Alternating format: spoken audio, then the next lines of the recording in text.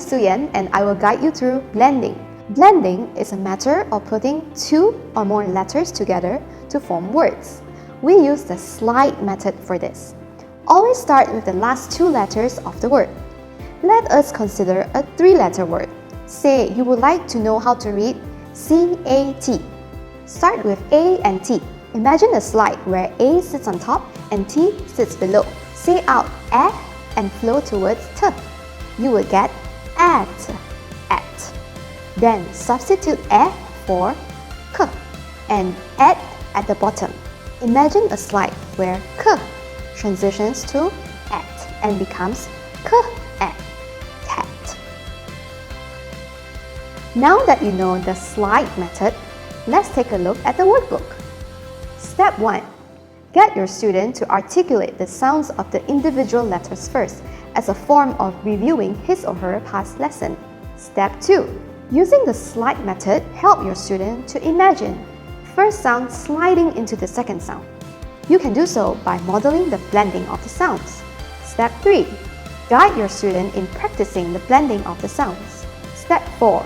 As you learn to blend, also pay attention to the italics below the page where students are recommended to read the corresponding decodables to further reinforce their learning. Also use this opportunity to get students to be inquisitive about their reading by asking questions based on the text and the corresponding pictures. Step 5. Students repeat reading the story until they read the whole book correctly. If you have noticed previously, we have only considered three-letter words so far. As your students progress in their reading, they would encounter more complicated words. Here, we learn the skill of segmenting. For example, cutting words into bite-sized chunks to enable our students to decode the sounds of the word. The following exercise is something you can do on your own with any word. For the purpose of our learning today, let's consider a non-existent word. Bababaloo parumpa wintil shoot. The first step, articulate the target word and get your student to listen.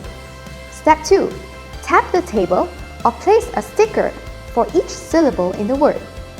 Step 3, identify the number of syllables. For example, Bababaloo parumpa wintil shoot.